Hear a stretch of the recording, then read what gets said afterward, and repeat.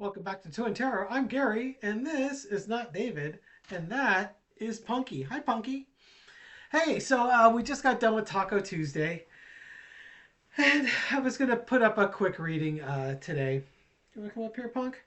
Um, I mentioned on the Taco Tuesday that uh, my wife Laura wanted to watch the movie Frankenstein. It's a new movie.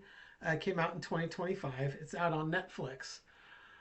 And it's it tells the story of Frankenstein as you kind of gotten used to it, um, but it's very interesting. The movie starts with this icebreaker ship. I don't. It might have been a Norwegian ship or at least a Norwegian crew, and they're trying to make their way to the North Pole. And they're on a mission to get to the North Pole. And the ship gets kind of trapped in the ice, and they come across Victor Frankenstein trapped out on the ice, injured, badly injured. And they bring him back onto the ship. And in the process, they're being tormented by this shadowy figure that's demanding that they return Victor Frankenstein to the ice. And the movie goes, Victor Frankenstein starts talking to the captain and sharing his story about, obviously the story of Frankenstein, Dr. Frankenstein, and creating the monster. And then about an hour and 20 minutes into it, the monster makes his appearance. And uh, at this point, uh, Dr. Frankenstein has shared his story. And the captain says, hey, your maker has shared his story. So do what you need to do. And he goes, well, if the maker shared his story, I want to share mine. And then the next hour of the movie is the story of the monster from his point of view, what happened and what he went through. And the ultimate theme of the movie, there's a couple of themes. Uh, One of them, the main theme is about forgiveness. That ultimately forgiveness is what sets you free and allows you to live your life the way you were meant to live it. The other is it's basically tolerance, about how you need to accept um, people and things as they are. You can't be uh, mad at a wolf for being a wolf, for acting like a wolf. You can't be mad at Dr. Frankenstein for acting like Dr. Frankenstein. You can't be mad at the monster for acting like the monster. It's kind of a theme. It's kind of an insight from the monster's point of view that he shares. And one of the things you get from this is, from Dr. Frankenstein's point of view, the monster is this very dangerous creature that he created. And from the monster's point of view, you find him to be this very kind and compassionate creature. And if who's actually, it's a very sympathetic character. And Frankenstein's monster has never really been portrayed as a sympathetic character. And this movie's very interesting. And I would recommend you watching it if you haven't seen it. I had no interest at all in seeing it. Full stop, no interest at all in seeing it. Um, I'm really glad, having said that, I am very glad that I saw it. I think it's one of the best movies I've seen in a while. A really fascinating movie, and interesting how they shared the point of view. I mean, it's probably kind of like how they did Wicked, where they showed it from the point of view of not only Glinda, but they also showed it from the Wicked Witch of the West, or the Wicked Witch, right? Um, parts 1 and 2, I suppose. But if you get a chance on Netflix, check it out. It's actually pretty cool. And I kind of want to take that as my theme for today's reading, because I kind of see a parallel where, you know, um, corporate media, frankly, on both sides, but corporate media portrays uh, the parties as the boogeyman, right? Uh, that the Republicans are the boogeyman, the Democrats are the boogeyman. You know, on this audience, we know who we believe the boogeyman is, and frankly, I tend to side with that. As a registered Republican and someone who's been a Republican since 1983, actions speak louder than words. The Republicans are great about putting words out there and characterizing the Democrats and their actions one way, but the Republicans, their actions don't require words. They're horrific. The actions that they do, by and large, are horrific. It's like if you could come up with a way to resolve an issue in the worst possible or the least sympathetic or the coldest, most harsh way to do it, that seems to be the way they want to resolve the issues. There's no harmony, there's no compassion that comes out of their solutions. And so it's really somewhat easy to buy into the fact that the Republicans are the boogeyman. But at the end of the day, the people that support this, not the people that are creating the situation and making the decisions, but the people that are supporting it, that are watching their Fox News and believing what they're being told, they're the ones that need our compassion. They're the ones that need our understanding and our forgiveness because they're being lied to. Full stop. They also have to be also willing to show compassion and understanding and forgiveness to those that are currently opposing them on the other side of the political aisle, because they don't understand why we don't feel the same outrage they feel. And from their mind, we're being lied to, and there probably is a lot of bias in the media that we consume. And somewhere in the middle, there is the truth. But like I said, actions speak louder than words. We will have to eventually come together. Trump's health is not good. It's getting worse. If you get a chance, if you haven't seen it yet, check out David's video that's coming out today. I'm recording this on Tuesday, December 30th at 7:30. Dave's recording his video for Tarot by the Bay. It'll come out tonight. So it'll come out for Wednesday, as this one will. He's doing a reading on Trump and his mental capacity, his dementia, I think stage 6.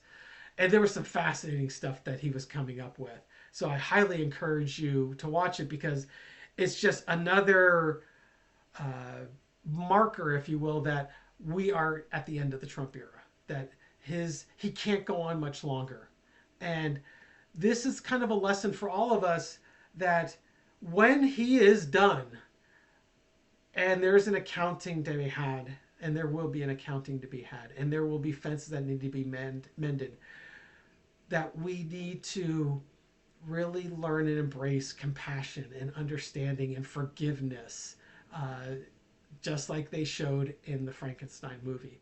So that's what I'm going to focus this reading on, is post-Trump era. How is the citizenry of the United States? How do they feel about each other, and then ultimately what brings them together? Okay, entertainment purposes only. Thank you so much for tuning in. So, how is the citizenry, the voting population, post-Trump? How are things going? Got the 9 of Swords. This, if you saw the video I put out today on JD Vance, and will JD Vance get his chance? This was the outcome card for, is JD Vance ready for the presidency, and is Usha Vance ready to become First Lady? They both had the 9 of Swords. It was something that came suddenly and without warning. So how are the people feeling post-Trump? Something happened suddenly without warning. And there are going to be people celebrating this. The challenge. There are going to be some people that really want to celebrate this. And based on the comments, I know there are people that have bottles chilling in the refrigerator for this. The energy underneath it is the world. We're finally at the end of the cycle. That we've had to endure this tower administration, and we're finally at the end of it. In the past, you had the moon hiding his true health. not shining a light on the truth of what's going on with him and what his intentions were.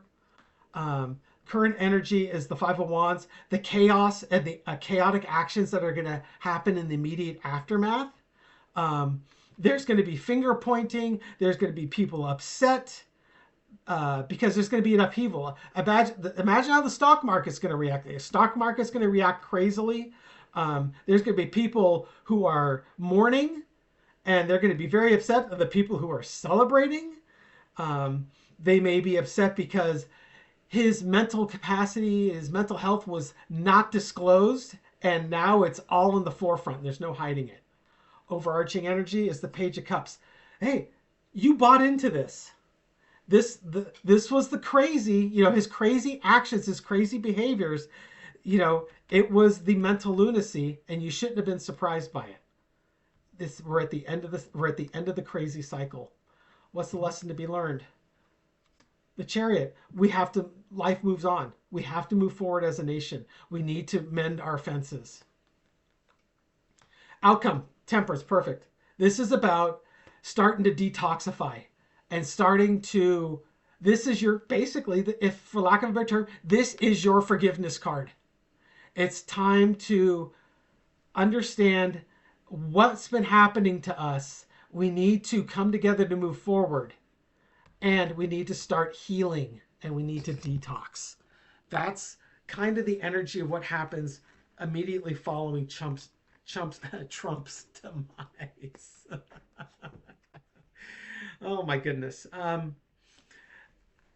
And let's look at what's the relationship between the Democrats and the Republicans. Let's just say by 2028, let's go beyond the midterms. Let's look at 2028, or in the future, just in the future. Give it 6 months, give it a year after Trump's demise. What does the relationship between the two major political parties look like?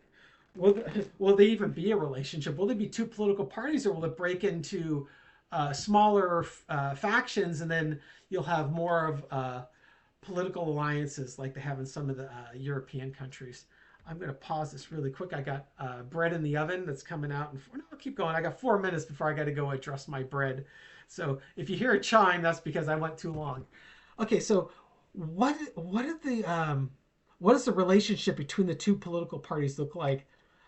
Call it 6 months or a year after Trump's influence has faded. You got the Hangman looking at things from a different perspective.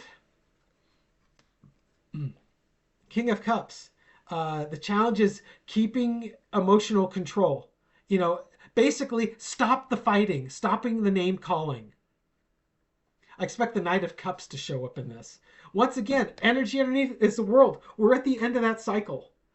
The name calling, the extremism, the whole lack of compromise. We're at the end of that. We're moving to a new phase. We're looking at things differently. In the past, the emperor was in charge and he was sowing divisiveness. Instead of unity, he's sowing divisiveness. Current energy is the Magician. It's time to manifest a new future. It's time for a different path, a different approach. Bring in the work of the magic of the American dream back. Overarching energy is the Nine of Swords. So the energy is the end of the cycle. The energy above it is the Nine of Swords. Is how did we fall so far down the pit? And we're finally waking up from this bad dream, this bad experience. And we have to come to terms with what was reality and what wasn't. The lesson to be learned is the Nine of Pentacles. There's enough prosperity. There's enough abundance here for everyone. We can all lead a good life. And how will the parties get along? They had to reject the emperor, move past it, and move to a different future. There's going to be some headaches along the way. We got to unlearn the things that became normal to us. But the lesson we learn is we can live together and be prosperous.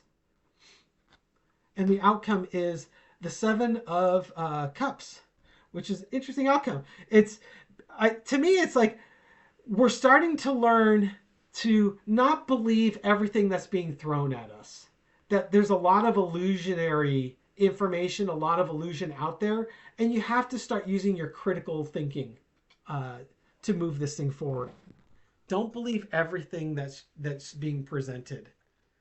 That we were presented with a lot of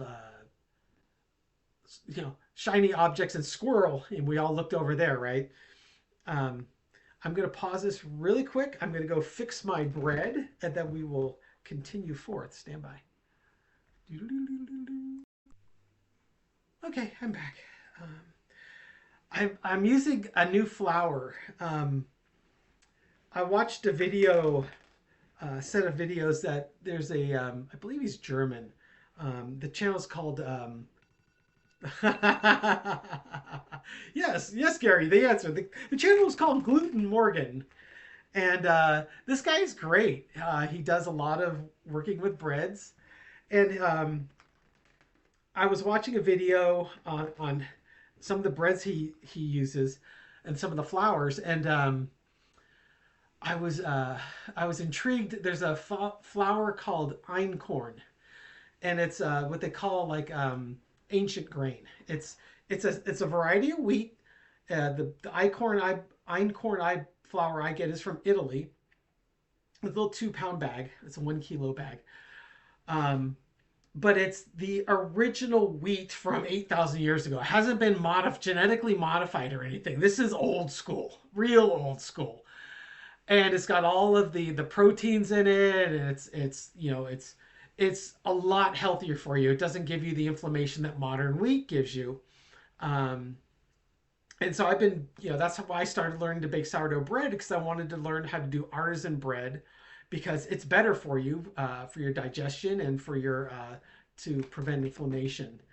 And taking it the next step is this flours, these ancient grains like the einkorn flour, because now it has none of the modifications on it. So I'm making loaves of bread with this, and I'm learning, because it works very differently than modern wheat flour. So I'm babysitting this loaf here. But so I digress. What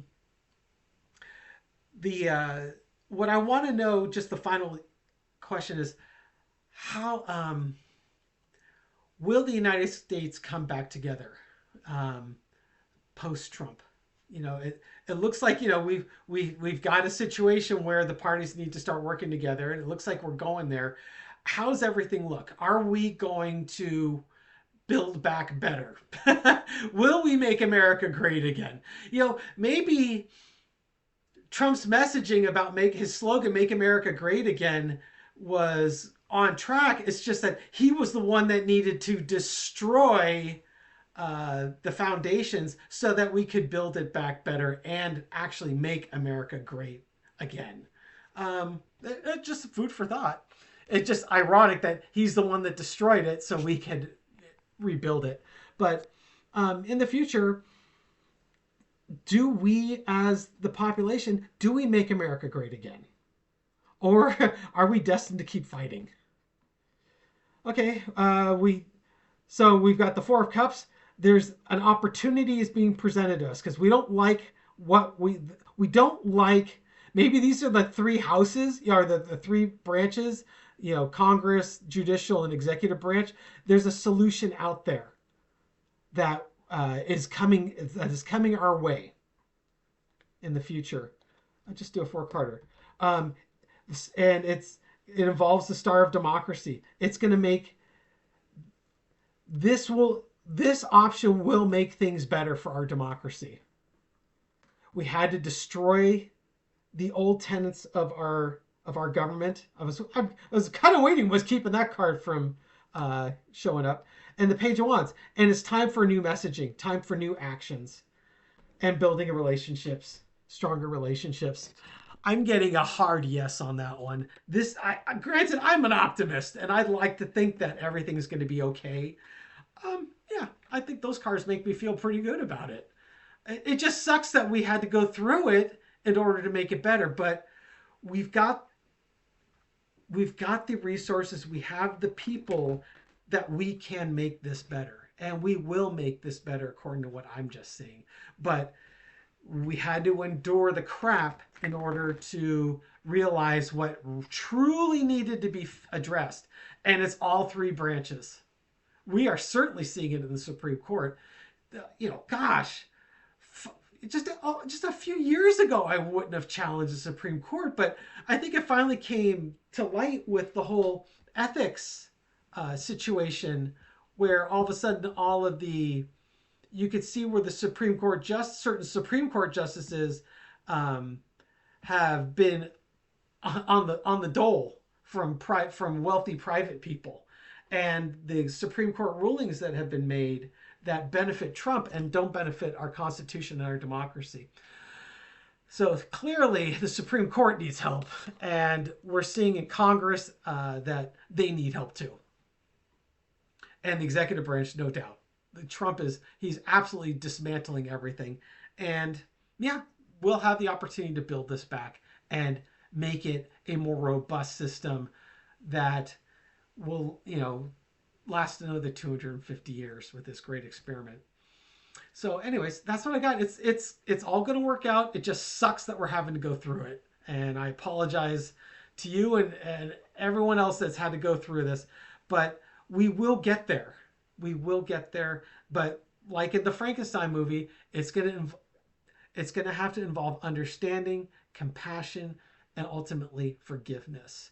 And I know that's really hard right now because we are angry as F about what's been happening and how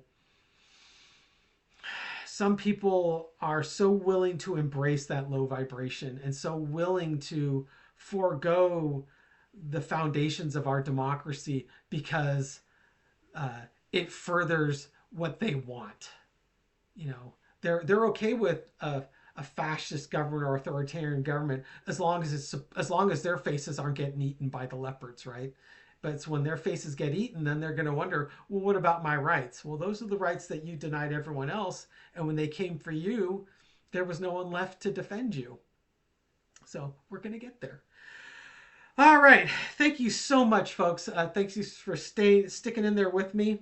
I got to get not David a better chair because he is like out of camera sight. And if I put him on, then I disappear. You get like this complete headshot of me there. Now he's looking up.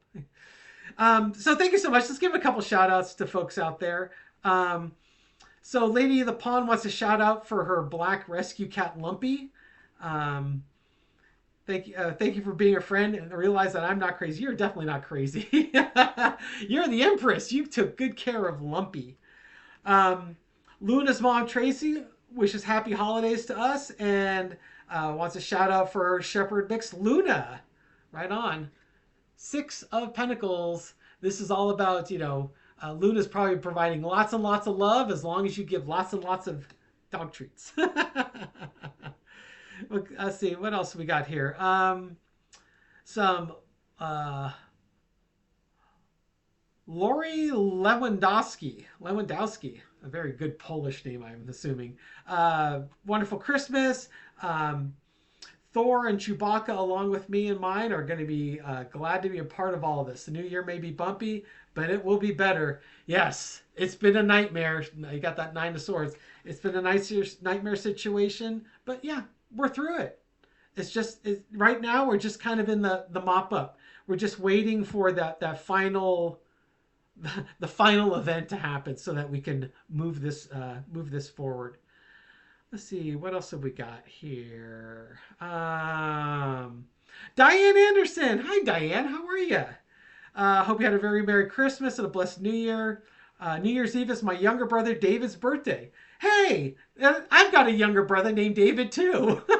So, hey, happy birthday, younger brother David. And you get the 6 of Swords card. Get out there on a boat and go to someplace nice and quiet.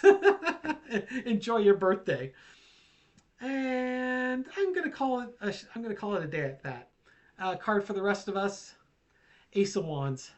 Hey, when we're all done with this, we're gonna need to take actions and bold actions. Try not to hit anyone with your wand. compassion. It's going to take a while, and we're going to have to really do lots of physical exertion to put our frustrations into our physical activity so that we don't take it out on the people that put us in this terrible situation and made us feel the way they've made us feel. Compassion, forgiveness, and understanding. Those are kind of the hallmarks that we need to have moving forward, and we will make this nation a much better place than it ever was before. All right, thank you all, folks. Have a great day. Take care. Bye.